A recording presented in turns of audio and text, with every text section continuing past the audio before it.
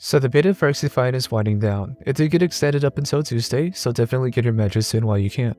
The beta has gone a lot better since the first few days, so maybe worth giving it one last shot. For now though, let's go through the good, the bad, as well as feedback and suggestions by other players who play the beta.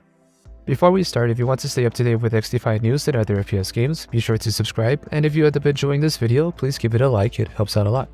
First off, we'll discuss some of the feedback and suggestions. I think this is going to be one of the more interesting topics of today's video, and I want to discuss what kind of feedback we saw during this time. With that, some people had asked for kill streaks. Yeah, I know xDefiant is being built by COD players and there's nothing wrong with that at all. However, if you're asking for kill streaks, you kind of are missing the point with how this game is being put together. I'm not saying never, but kill streaks would really start to drag out every match and cause potential snowball matches. If you're not sure what I mean by snowball matches, basically one team gets a kill streak, pops it instantly. Because of that, someone else on the same team gets their kill streak and uses it, and then you end up with a team constantly spamming and chaining to get their kill streaks over and over, while the other team is stuck trying to gain any kind of ground possible. Add on to the limited or no skill-based matchmaking, and some lobbies are just going to be unplayable. If we are to see kill streaks at all in xDefiant, I doubt we'll see them in the traditional way that they've been in COD titles. Instead, it would have to be its own game mode. The balance with each character and their abilities are already very delicate, with the only faction that needs immediate balancing being the Libertad faction with their non-stop healing abilities. Outside of that, the abilities themselves don't really take center stage in combat. Most fights are just pure one-on-ones, and whoever has a better aim wins. So long as xDefiant keeps that priority 1 and uses abilities in a similar fashion to a game like Valorant, it will always feel like every person has a chance to win their fights and be productive throughout the entire match.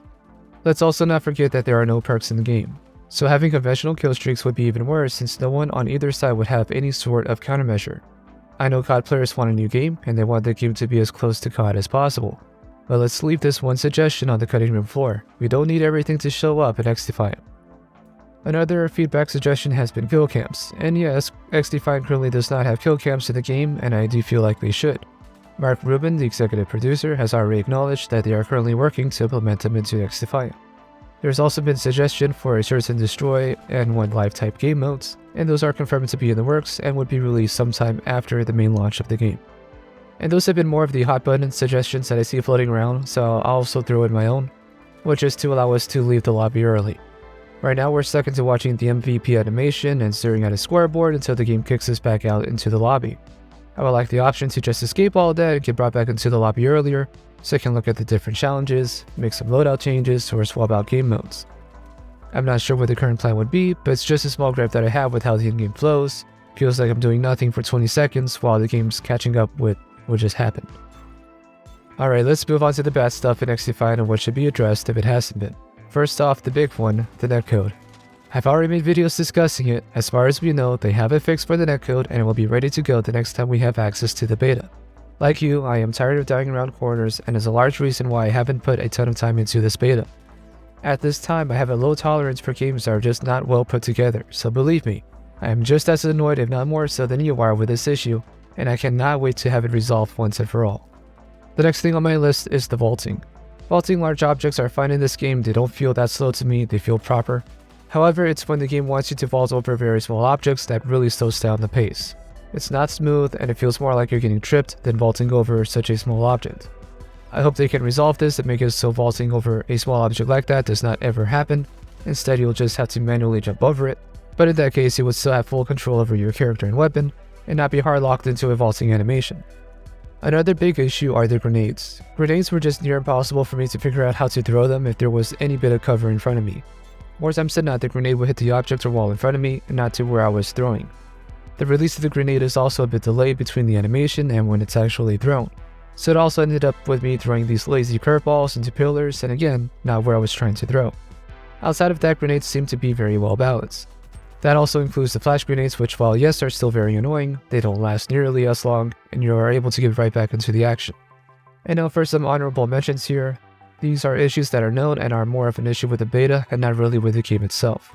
So for instance, there was an invisibility bug with the game, but that was resolved. In the alpha test for the ranked mode, players could choose the same abilities, which could really break down the game balance. It's already addressed that each ability can only be selected by one person at a time when the full ranked mode is available. And that's really it for the bad in xDefiant, for now that is. Without a doubt, there will be something else that shows up and ruins the experience for many. But until then, these are the primary issues that need to be resolved. So what about the good in xDefiant? Well, weapon balance feels really good in this game, with exceptions to the Chris Vector or the MP7, which in my opinion are a little too good. It did feel like it could win any gunfight with any weapon. Of course, the rifles and SMGs do deal less damage at longer ranges, so snipers have a better chance of winning long-range gunfights. The game never really felt unfair to me with the weapons and how much damage each weapon was dealing. Another good thing is that there's really only one map that I did not like playing on, which was Emporium. The map features a second floor that allows teams to see almost directly into the enemy spawn, and getting spawn trapped was a really big issue with this map. It got to the point where I just avoided it as much as possible, and it rarely ever won in the map floating for my lobbies. I'm sure there are certain sections on different maps, especially in the escort maps, that could be tweaked or adjusted, but there's nothing in any of these maps besides Emporium, which I felt like I was stuck not being able to move anywhere. Next on my list are the character abilities. Yes, we already discussed that Libertad faction is broken, but again, these abilities felt fine. I had fun with the concept of each ability, and I can see a lot of possibilities with using each one. I don't think any faction or ability right now is broken beyond repair, and that's a really good sign. Each ability also stands out on its own, and you don't really have to rely on a rock, paper, scissors type of playstyle. Yes, the Cleaner's abilities are a great counter to the Phantoms in destroying their barriers, but it doesn't mean you're going to lose if no one on your team chooses that faction. So long as you hit your shots and you time your abilities well, you will make a big impact on every match. And since most abilities are on a 30-second cooldown, it leaves plenty of time for your team to fight back and take over. Sure, some abilities can be tweaked to change how people are playing the game. For example, let's say changing the friendly fire that goes through Phantom's barriers would deal 5% less damage, but again, there's nothing here that outright breaks lobbies on its own. I'll be paying attention to any other updates that are made, and we'll make a new video for xDefiant once there's a reason to do so. But what do you think about xDefiant, and what do you want to see changed? Let's talk about it in the comments below. Until then, I'm Mr. Rain, and I will see you guys next time.